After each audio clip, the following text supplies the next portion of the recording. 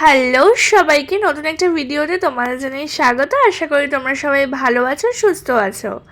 তোমাদের ভালোবাসায় আমি অনেক ভালো আছি। আচ্ছা, সত্যি করে বলো তো, এর মধ্যে আমাকে একটুও কি মিস করেছো? আমি যে দু একদিন ভিডিও দিতে পারিনি, তোমরা কি ভেবেছো যে আমি কেন ভিডিও দিতে পারিনি? জানি জানি, আমি তোমাদের ভালো মিস করার মতো এমন কিছুই কাজ করি না যার জন্য তোমরা আমাকে মিস করবে। কিন্তু আমি ভিডিও দিতে পারিনি বলে আমার কিন্তু মনটা বেশ খারাপ ছিল। আর ভিডিও দিতে পারিনি কেন সেটাও তোমাদের সাথে আজকে শেয়ার করব। এখন ভাবছো রেডি হয়ে আমি কোথায় যাচ্ছি? দেখো, আমি এখন রেডি হয়ে এই ওয়েদারে যাচ্ছি হচ্ছে পরীক্ষা দিতে। এই পরীক্ষার কারণেই সেভাবে আমি ভিডিও করতে পারিনি। এবার তোমরা হয়তো ভাবছো আমি খুব পড়াশোনা করে উল্টে দিচ্ছি। না না, আমি একদমই পড়াশোনা করে উল্টে দিচ্ছি না। শুধু আমি কোথাও বেরোচ্ছি না, ইভেন কোনো একটা নতুন কিছু করছি না বলে তোমাদের সাথে কিছু শেয়ার করতে পারছি না।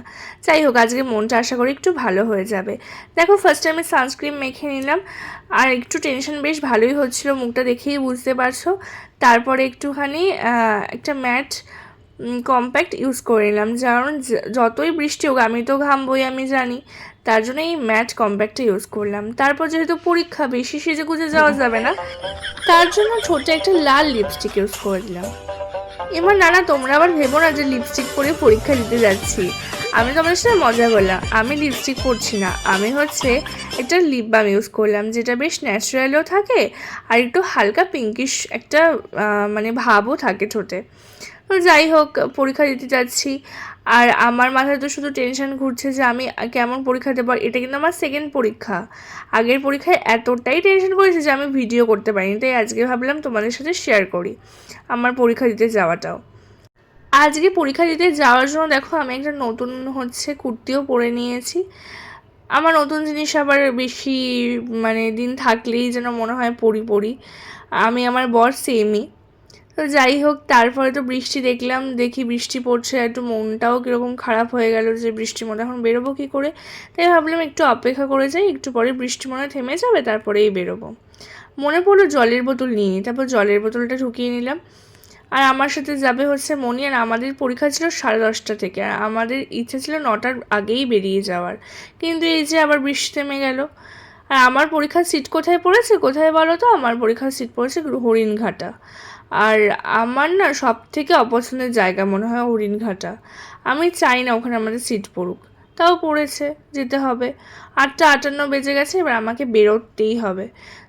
ভেবেছিলাম বর আর আমি একসাথে বেরোবো, কিন্তু বরের তখনও স্নান হয়নি, তার জন্য আমি বেরিয়ে গেলাম। আমি আর মনি মিলে বেরিয়ে গেলাম। এবার আমাকে ধরতে হবে অটো, কারণ কাঁচরাপাড়াতে যাওয়ার জন্য আমাকে কিন্তু অটো ধরেই যেতে হবে।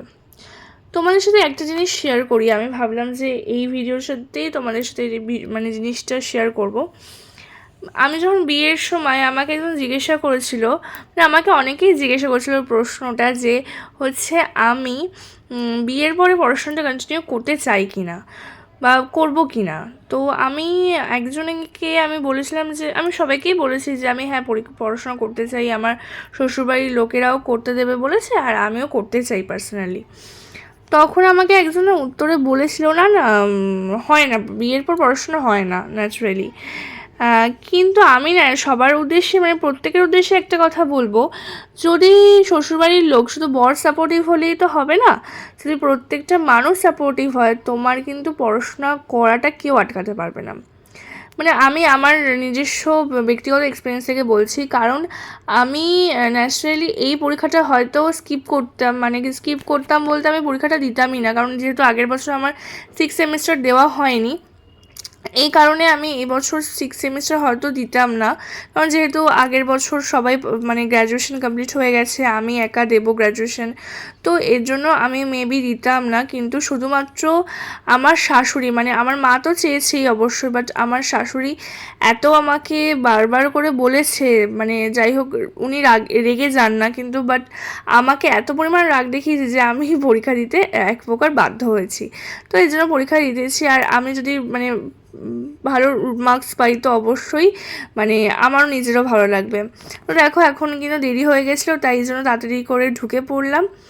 আর আমার তো বললাম তোমাদেরকে যে হরিণঘাটা মহাবিদ্যালয়ে সিট পড়েছিল, আর আমি ঢুকে যাওয়ার পরে দেখো মনির হচ্ছে এই গোপালের সাথে দেখা হয়েছিল, আর গোপালকে কিন্তু একটা চকলেটও দিয়েছে। আর হচ্ছে আমি বেরোনোর সাথে সাথেই মনি আমাকে বলেছে চল গোপালের সাথে দেখা করিয়ে নিয়ে আসি। তারপর আমিও গোপালের একটা জেমস দিলাম।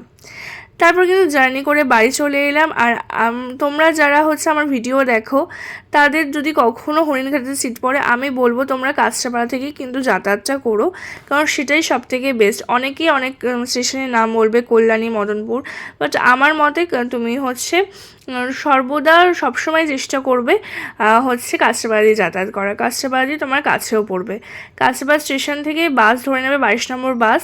আর যাদের বাসে প্রবলেম আছে তারা কিন্তু অবশ্যই অটো ধরে নেবে, কারণ বাসে প্রচুর সময় লাগে, অটোতেও অনেকটা সময় লাগবে, কারণ জার্নিটা অনেকক্ষণের। তো সমস্যা হলে কিন্তু অসুবিধা তোমারই হবে।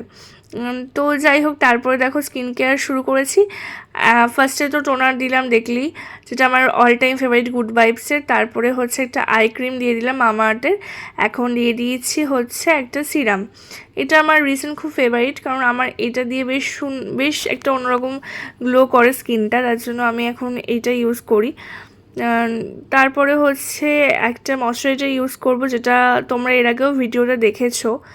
আর তোমরা একটু কমেন্টে জানিও তো যে তোমরা কী ময়শ্চারাইজার ইউজ করো আর কেন ইউজ করো, মানে তোমাদের স্কিনটার সাথে কেন ম্যাচ করে বলেই কি ইউজ করো, মানে সেটাতে তুমি কী বেনিফিট পাও অবশ্যই কিন্তু কমেন্টে জানিও, ঠিক আছে? আমি জানি যে ভিডিওটা অনেকটাই লম্বা হয়ে গেল, হয়তো যাদের সময় খুব অভাব তারা হয়তো বসে পুরো ভিডিওটা দেখতে পারবে না, কিন্তু সবাইকে একটু আমার পুরো ভিডিওটা দেখার অনুরোধ রইল। তারপর ভালো করে হচ্ছে স্কিনে ময়শ্চারাইজারটা অ্যাপ্লাই করে নিলাম। আর এটা যেহেতু জেল বেস ময়শ্চারাইজার, আমার one of the favourite moisturiser, তার জন্য এটা আমার মাখতেও খুব ভালো লাগে। তারপরে দেখো লাইট বেস আমি একটু ভালো করে অ্যাপ্লাই করে নিই, দেন হচ্ছে এবার হেয়ারটাকে কম করে নেব। তো দেখা হচ্ছে নেক্সট ভিডিওতে, ততক্ষণ ভালো থেকো, সুস্থ থেকো। আর তোমরা যারা ফেসবুকে আমার ভিডিওটা দেখছো তারা কিন্তু অবশ্যই আমার প্রোফাইলটা ফলো করে দিও, আমাকে একটু সাপোর্ট করে আমাকে এগিয়ে যেতে সাহায্য করো। আর যারা তোমরা ইউটিউবে দেখছো আমার চ্যানেলটা, অবশ্যই সাবস্ক্রাইব করে পাশে থেকো। তোমাদের সাপোর্ট কিন্তু খুবভাবে জরুরি, তোমাদের ভালোবাসায় কিন্তু আমার এগিয়ে চলার পথটা আরও মসৃণ হয়ে যাবে যদি তোমরা ভালোবাসা দাও। তাহলে সবাইকে বাই, দেখা হচ্ছে নেক্সট ভিডিওতে।